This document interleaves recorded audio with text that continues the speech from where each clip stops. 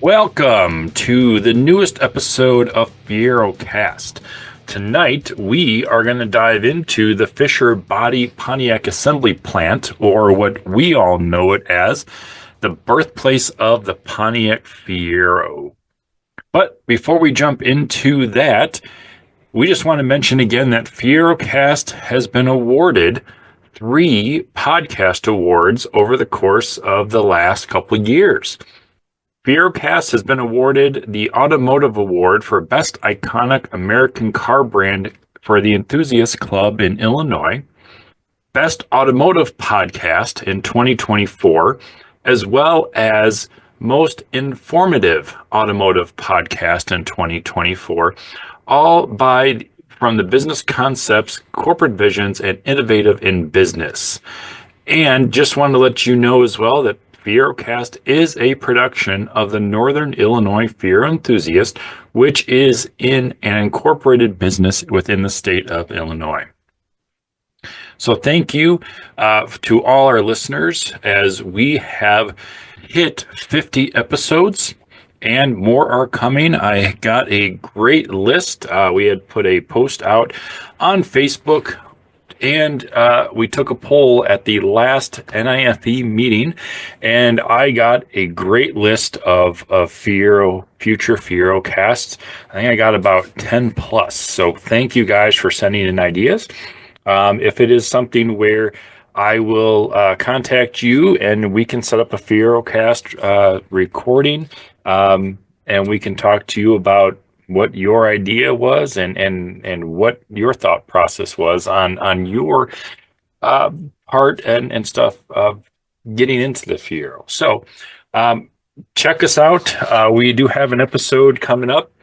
We will dive into the Jim Gilbert Memorial event that is held out on the East Coast. But otherwise, again, thank you to the Fiero community for your support and listening to Fiero Cast. It has been a pleasure producing each and every episode for you. I am your host, Mike Croyer, and you are listening to the newest episode of Fiero Cast, the only podcast dedicated to the Pontiac Fiero and the Fiero community. You can find past FieroCast episodes at FieroFocus.com, on our Facebook page, as well as our YouTube page. We would like to thank you for your support again for this new 2025 season.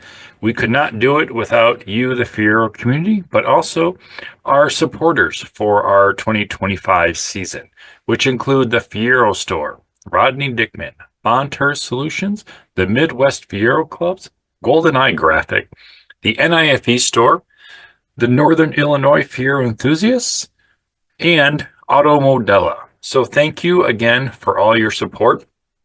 This episode is brought to you by the Fiero Store and the Midwest Fiero Clubs. We know how hard it is to find Fiero parts. We also know that as years go by, finding parts isn't going to get any easier. The big box stores will never make new Fiero parts because our community is just too small. This is why we needed to support the companies that support us. For nearly 30 years, the Fiero Store has sponsored our club events, provided free technical support, and produced well over 150 exclusive parts that no big box store would even consider. So, next time you need Fiero parts, head over to thefierostore.com and browse through thousands of products that are specifically designed for your Fiero. That's fierostore.com, the world's largest source of Fiero parts. Have you asked yourself, what is the Midwest Fiero Clubs? Well, the Midwest Fiero Clubs, which is also a region of the AACA, is a dedicated group of enthusiasts whose passion is to promote and preserve the Pontiac Fiero and the Fiero community. The Midwest Fiero Clubs consists of members from existing Fiero clubs across the U.S. The Midwest Fiero Club's intent is to support member clubs and promote the Fiero-related events that they offer. The intent is to enable enthusiasts to discover events in their areas other than their own, and to warrant participation. This has created a tighter-knit Fiero community of the owners and created some great regional shows that may not have otherwise happened. So, how do I find out about them?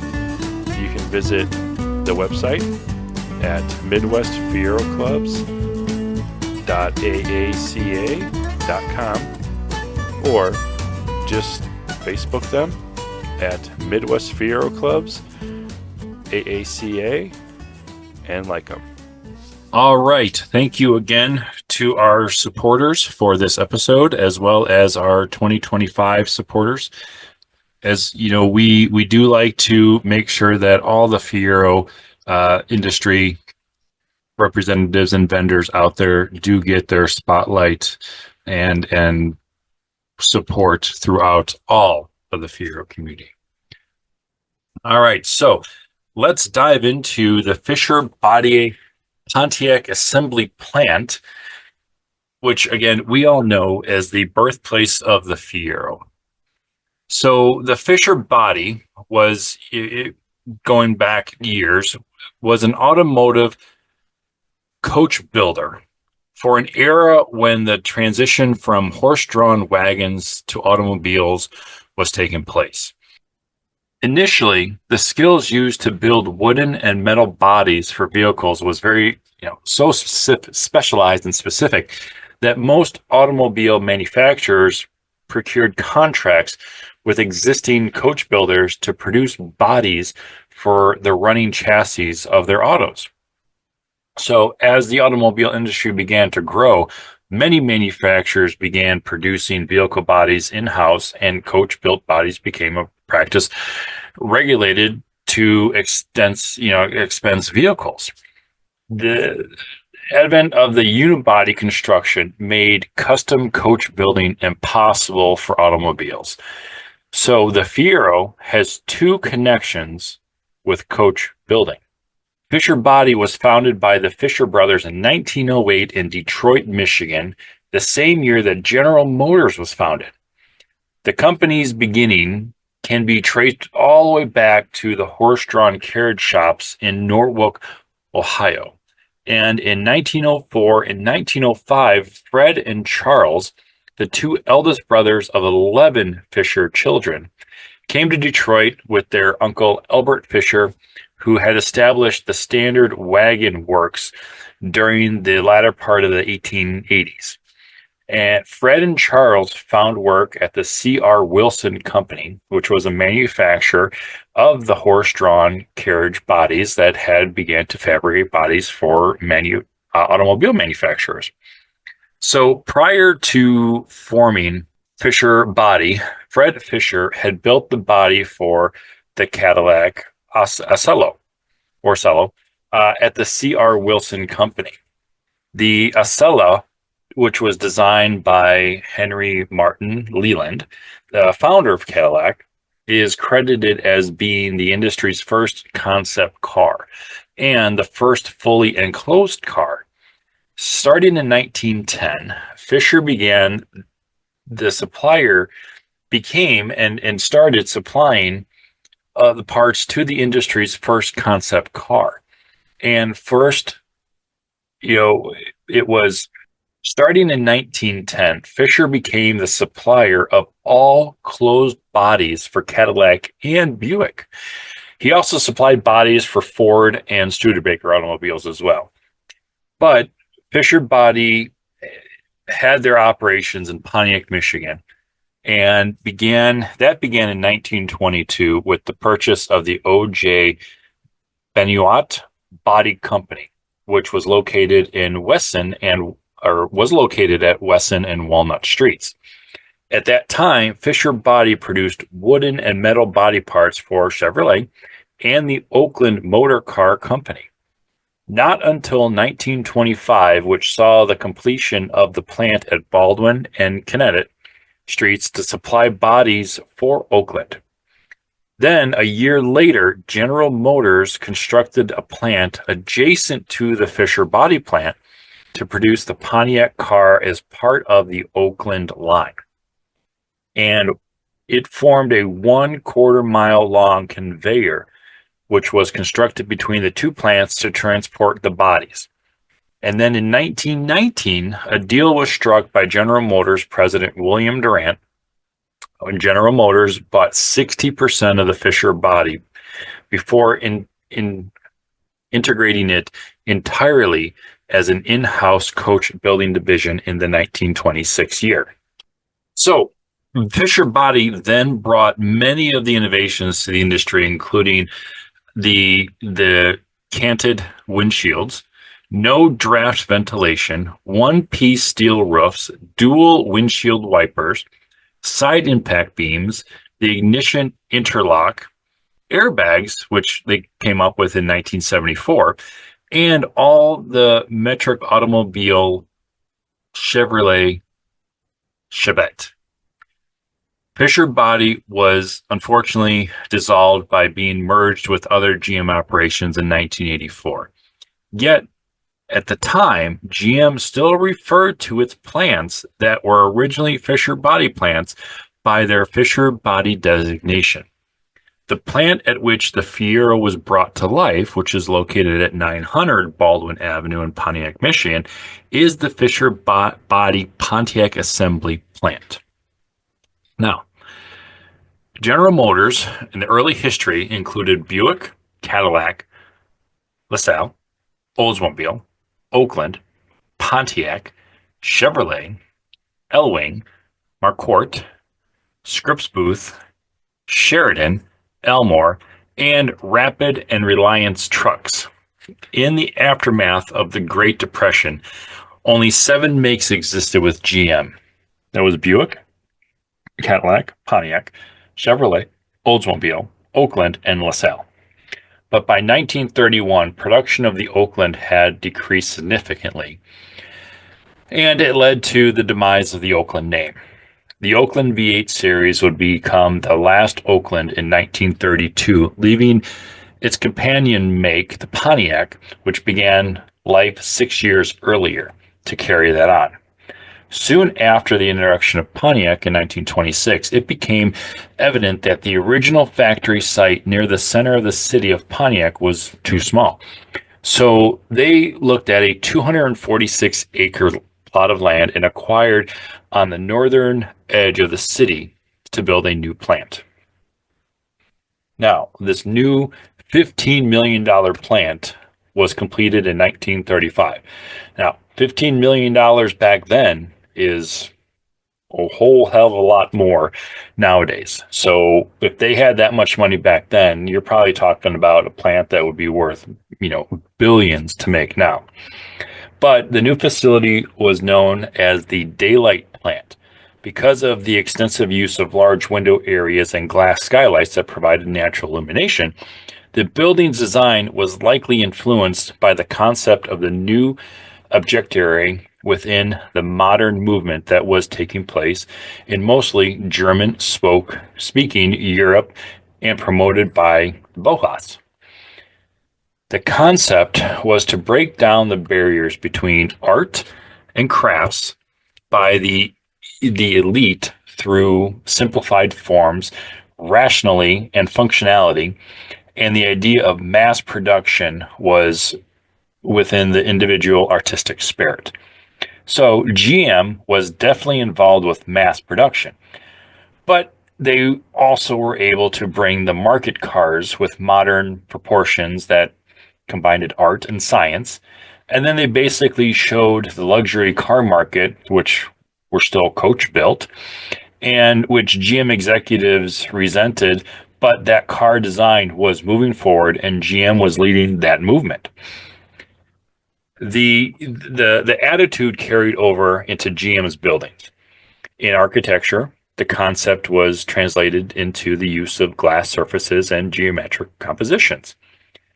Since the plant would be the newest automobile manufacturing facility in existence, other modern elements were implemented, such as this factory, along with the Fisher Body Number 1, located in Flint, Michigan, were the only Fisher plants to have 3 major components of body construction: metal fabrication, soft trim fabrication, and body assembly, which they had all located under one roof. Now, One such feature was an overpass constructed to transport automobile bodies from the Fisher body plant to the Pontiac assembly plant on the conveyor that was protected from the weather. This was a luxury most other car manufacturers did not have, as they had to transport their vehicle bodies by truck, and it was considered a miracle in the construction industry that within 90 days of the groundbreaking, that cars were being produced in a new plant. But prior to World War II, Pontiac built the bodies for the Deluxe Sixes and Eights, Master Sixes, and the Streamliner Torpedo Sixes, as well as the Eights at the Baldwin Fisher body plant. But now, during World War II, the plant, like most of the other auto industry plants, was utilized for war production. Alfred P. Sloan Jr. wrote in his book, My Years with General Motors, which between February 1942 and September of 1945, we did not make a single passenger car in the United States. Our assignment was to transform the world's largest automobile company into the world's largest manufacturing of materials for war. Although some of the torpedoes and streamlined Chieftains were built in early 1942, the plant was stripped of all commercial production and equipment and converted to defense product and production manufacturing. The Fisher body plant then started producing parts for the M10, the M4, the M36, the M24, the M18, and the M8 tanks.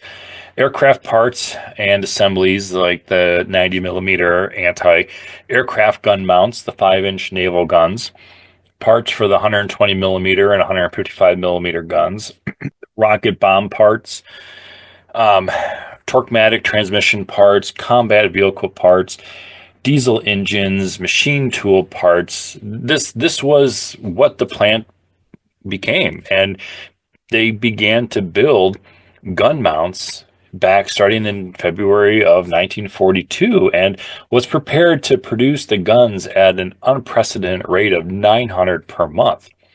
But the Army reduced the production schedule. The guns went into production 5 months ahead of schedule. The first finished product was shipped in June of 42.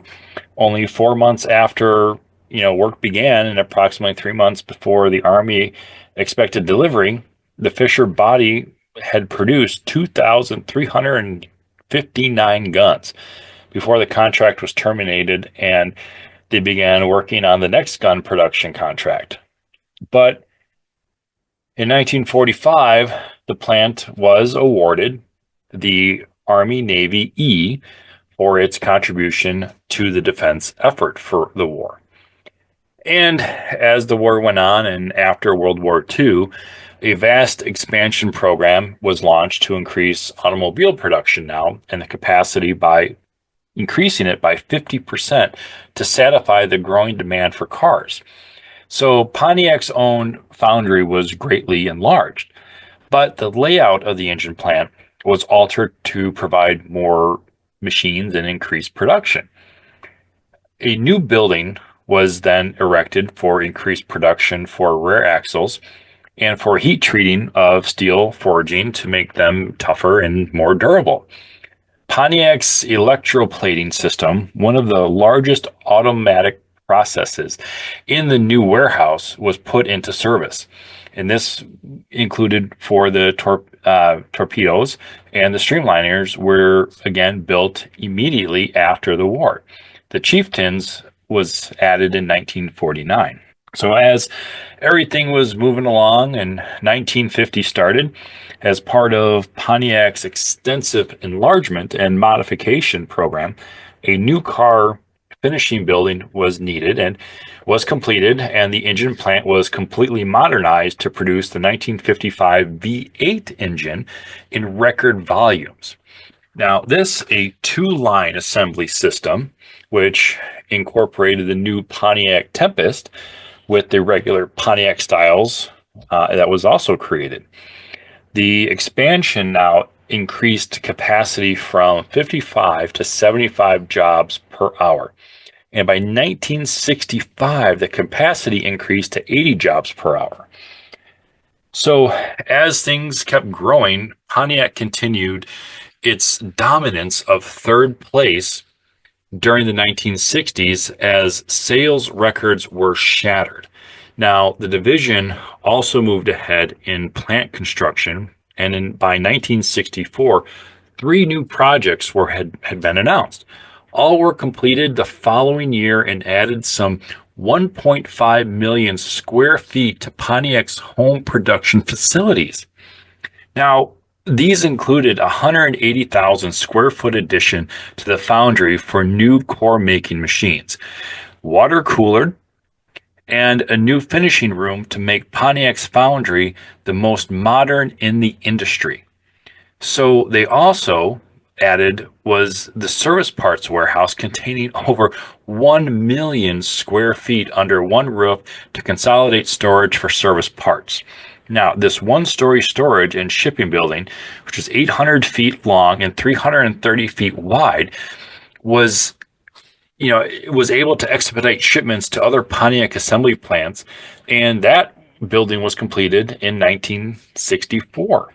But from 1961 through 1983, the A, B, and G bodies, which are the Le Mans, the Bonneville, and Grand Prix bodies, were all built in that original Fisher body plant.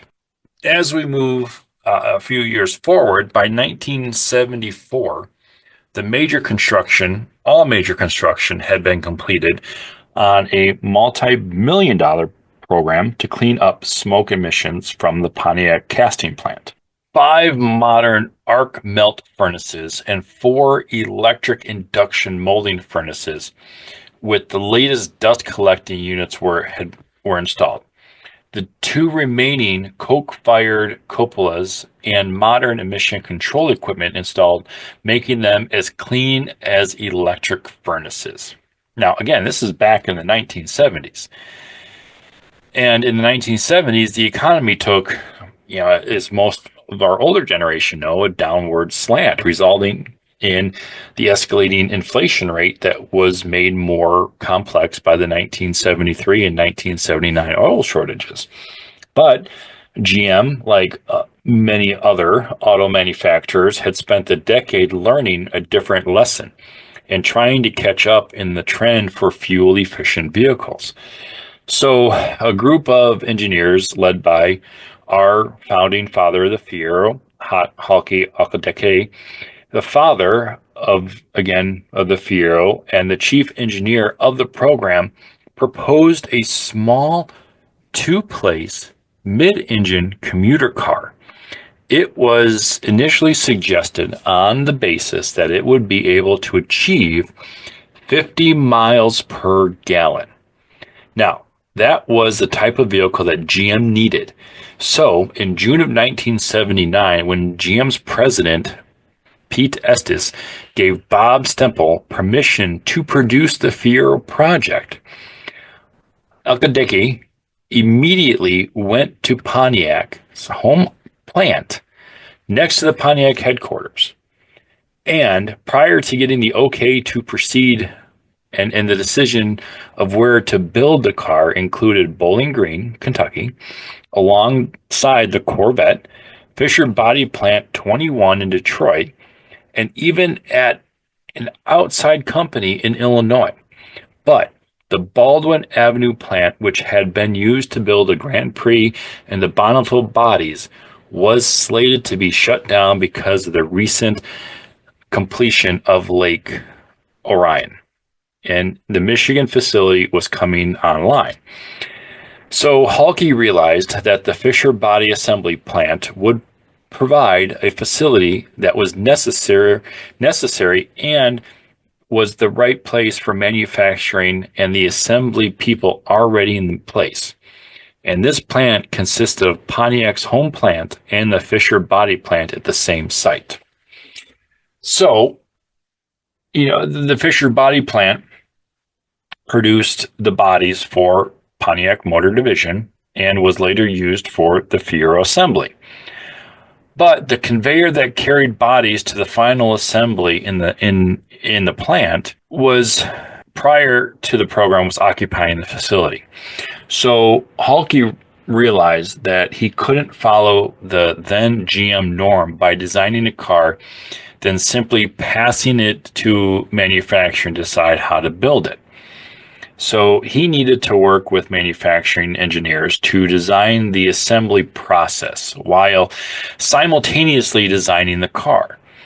But because this car was going to be built in a manner unlike anything that had come before it, the car's design began with Halke putting together a team that included representatives from car assembly, Pontiac's pressed metal, reliability engineering, and service. Now, each representative was to be responsible for both the car's design and the car's manufacturer. Each member realized that they could not work in a bubble and then hand their interest in the car to another group. So this forced the manufacturing personnel to basically be design oriented and the car design personnel to be manufacturing oriented. So the team then realized that the Pontiac assembly plant was too big for their needs, but they also soon realized that the Fisher body portion of the facility would be the right size. So this, in essence, benefited the Fiero's program in a number of ways, including its proximity to Pontiac's administration and engineering, moving the Fiero schedule forward, and saving costs by building the Fiero in an existing facility.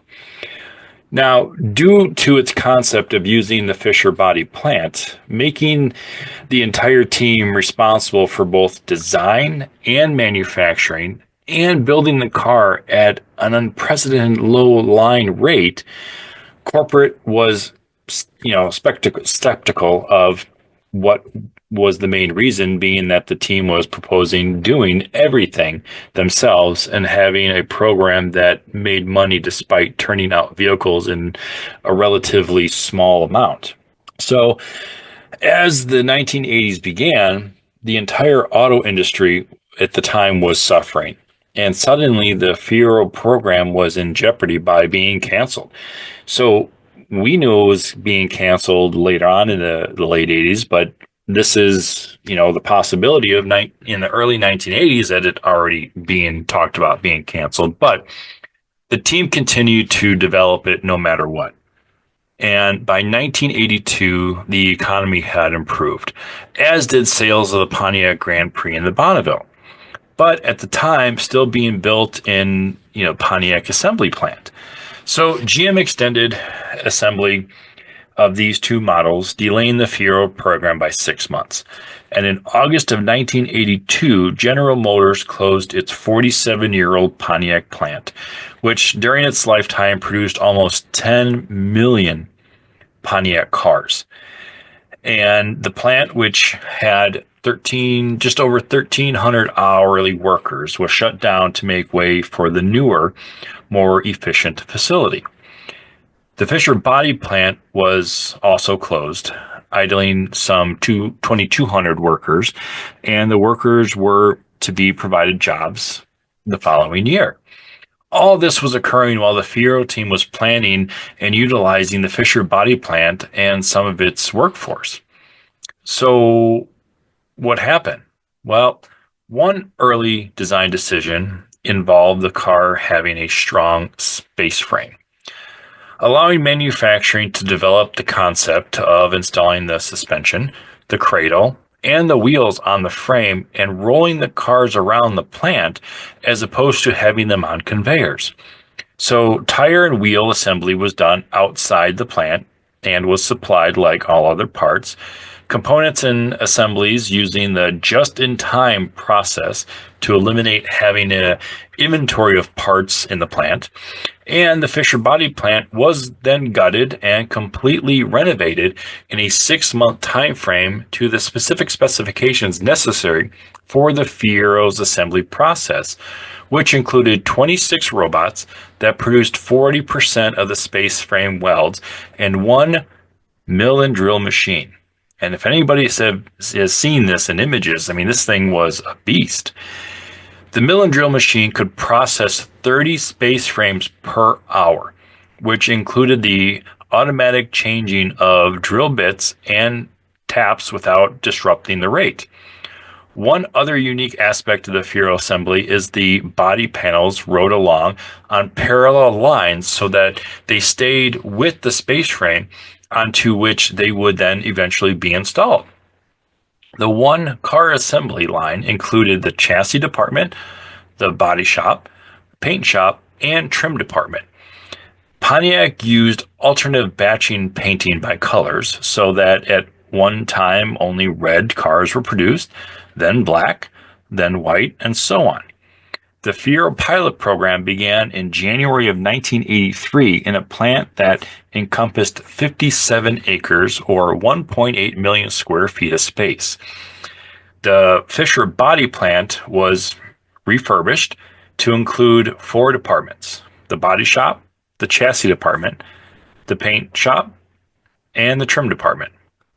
The paint shop utilized a wire-guided vehicle system consisting of a wire embedded in the floor.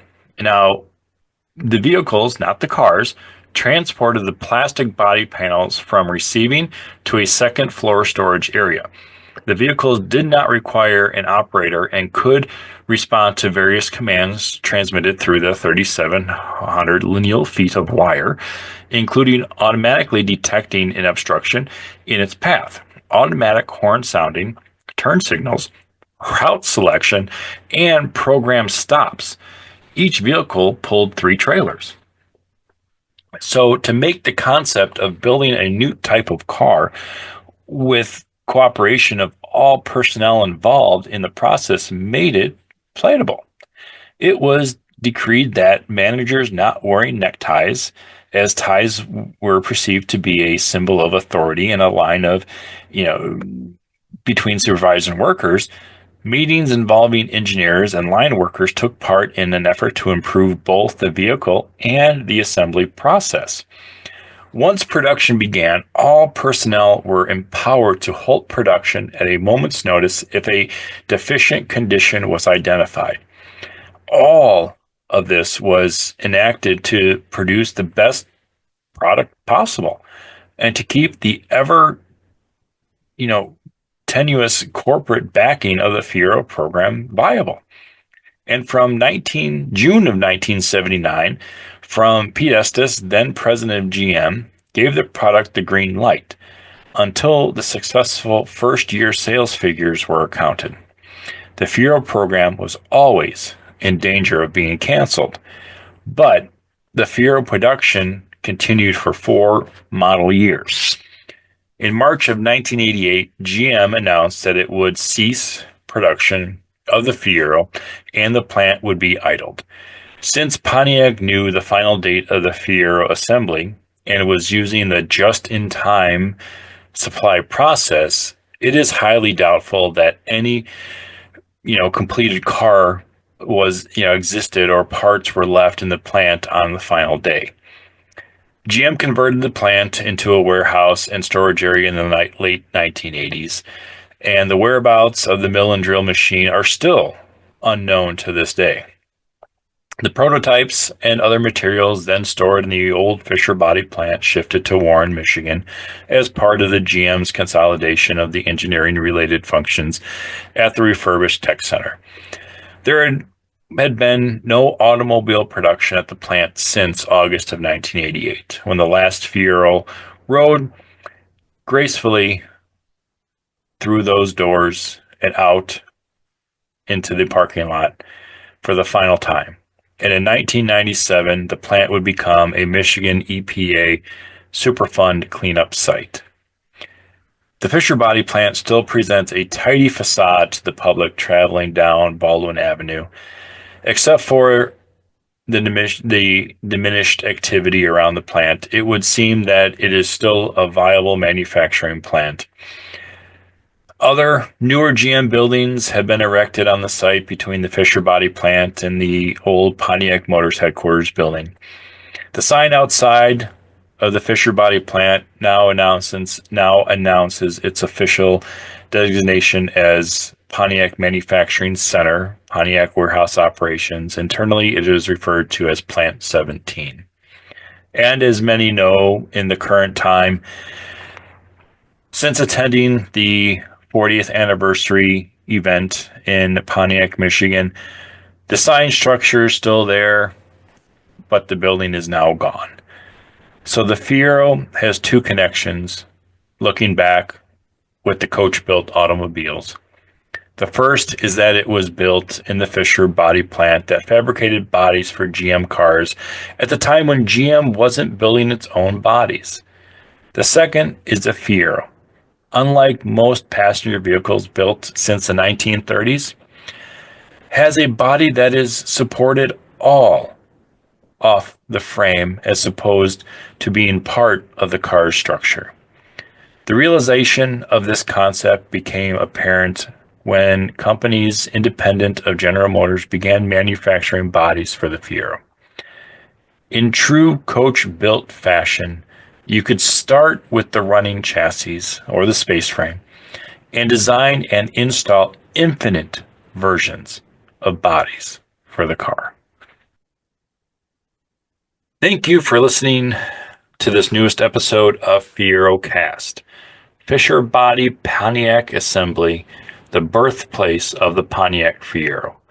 This podcast was written by N.I.F.E member Christopher Sass, produced by GoldenEye Graphic, published through FieroFocus.com, and is a publication of the Northern Illinois Fiero Enthusiasts. Thank you for joining me tonight. I am your host, Mike Croyer, and thank you for listening to the award-winning and newest episode of Fiero Cast. This is episode 51, and it is the only podcast dedicated to the Pontiac Fiero and the Fiero community. If you'd like more information or have any ideas on future Fiero Cast, you can email me at mkroyer@fierocast.com or mkroyer@fierofocus.com. Remember to keep Fieroing, and good night, Fiero owners, wherever you are.